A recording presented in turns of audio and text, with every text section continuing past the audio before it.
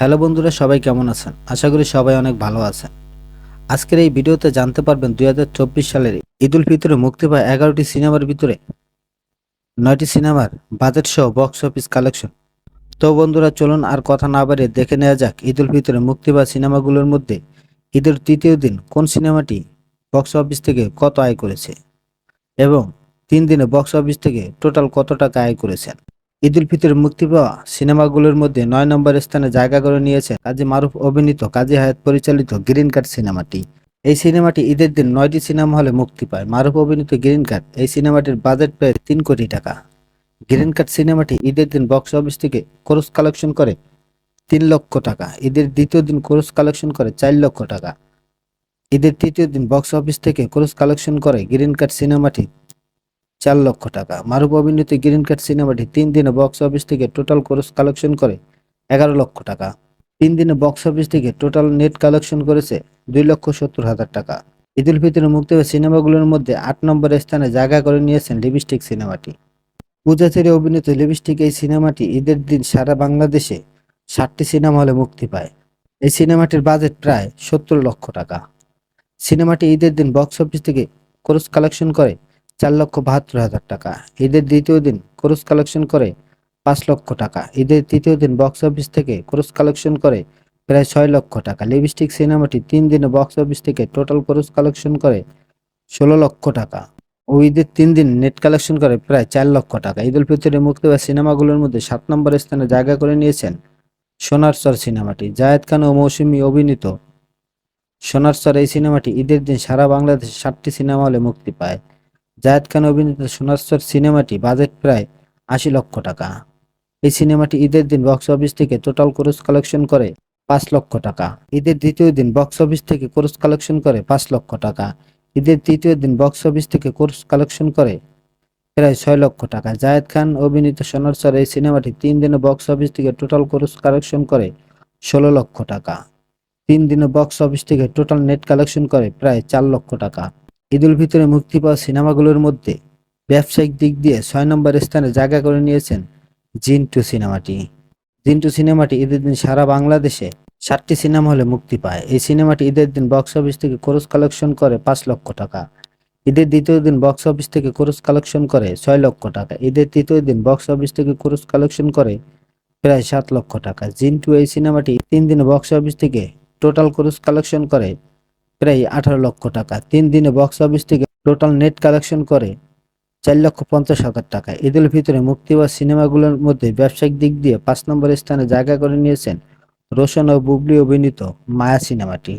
সিনেমাটি ঈদের দিন সারা বাংলাদেশে 9টি সিনেমা হলে মুক্তি পায়।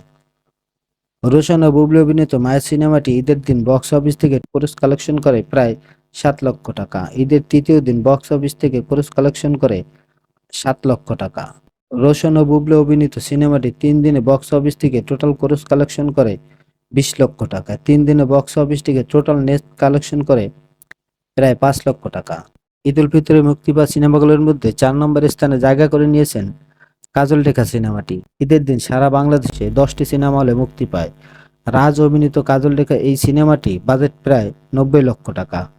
সিনেমাটি ঈদের দিন বক্স অফিস থেকে ক্রস কালেকশন করে 6 লক্ষ টাকা। ঈদের দ্বিতীয় দিন বক্স অফিস থেকে ক্রস কালেকশন করে 7 লক্ষ টাকা। ঈদের তৃতীয় দিন বক্স অফিস থেকে ক্রস কালেকশন করে 8 লক্ষ টাকা।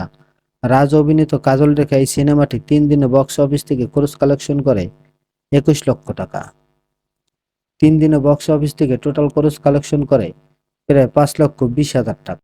ঈদ উল ফিতরে মুক্তি পাওয়া সিনেমাগুলোর মধ্যে ব্যবসায়িক দিক দিয়ে 3 নম্বর স্থানে জায়গা করে নিয়েছেন দেওয়ালের দেশ সিনেমা। রাজ বুবলি অভিনীত দেওয়ালের দেশ সিনেমাটি ঈদের দিন সারা বাংলাদেশ 14টি সিনেমা হলে মুক্তি পায়। রাজ ও বুবলি অভিনীত দেওয়ালের দেশ সিনেমাটি ঈদের দিন বক্স অফিস থেকে টোটাল ক্রস কালেকশন করে 9 লক্ষ টাকা। ঈদের দ্বিতীয় দিন ক্রস কালেকশন করে 10 লক্ষ টাকা। ঈদের তৃতীয় দিন বক্স অফিস থেকে টোটাল ক্রস কালেকশন করে 10 লক্ষ টাকা। রাজ ও বুবলি অভিনীত দেওয়ালের দেশ সিনেমাটি 3 দিনে বক্স অফিস থেকে টোটাল ক্রস কালেকশন করে 29 লক্ষ টাকা। 3 দিনে বক্স অফিস থেকে টোটাল নেট কালেকশন করে প্রায় 7 লক্ষ টাকা। ঈদ উল ফিতরে মুক্তি পাওয়া সিনেমাগুলোর মধ্যে ব্যবসায়িক দিক দিয়ে 2 নম্বর স্থানে জায়গা করে নিয়েছেন রাজ অভিনীত অমর সিনেমাটি। অমর সিনেমাটি ঈদের দিন সারা বাংলাদেশে 21টি সিনেমা হলে মুক্তি পায়। রাজ অভিনীত অমর সিনেমাটি ঈদের দিন বক্স অফিস থেকে টোটাল ক্রস কালেকশন করে 14,17,000 টাকা। ঈদের দ্বিতীয় দিন বক্স অফিস থেকে টোটাল ক্রস কালেকশন করে 17 লক্ষ টাকা।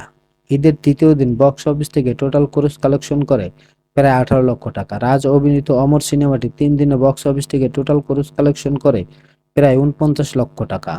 3 দিনে বক্স অফিস থেকে টোটাল নেট কালেকশন করে প্রায় 12 লক্ষ টাকা।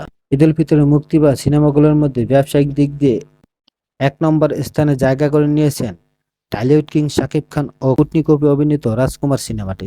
রাজকুমার সিনেমাটি ঈদের দিন সারা বাংলাদেশে রেকর্ড পরিমাণ 122টি সিনেমা হলে মুক্তি পায়। টলিউড কিং শাকিব খান অভিনীত রাজকুমার সিনেমাটি ঈদের দিন বক্স অফিস থেকে টোটাল ক্রস কালেকশন করে 2,19 লক্ষ টাকা। ঈদের দ্বিতীয় দিন বক্স অফিস থেকে টোটাল ক্রস কালেকশন করে 2 কোটি টাকা। ঈদের তৃতীয় দিন বক্স অফিস থেকে টোটাল ক্রস কালেকশন করে 1,70,00,000 টাকা। টলিউড কিং শাকিব খান অভিনীত রাজকুমার সিনেমাটি ঈদের তৃতীয় দিন বক্স অফিস থেকে টোটাল নেট কালেকশন করে প্রায় 5,19,00,000 টাকা। টলিউড কিং শাকিব খান অভিনীত রাজকুমার সিনেমাটি 3 দিনে বক্স অফিস থেকে টোটাল ক্রস কালেকশন করে 5,19,00,000। তো বন্ধুরা, আজ এ পর্যন্তই। আমাদের ভিডিও যদি আপনাদের ভালো লাগে অবশ্যই আমাদের চ্যানেলটি সাবস্ক্রাইব করে আমাদের পাশে থাকবেন।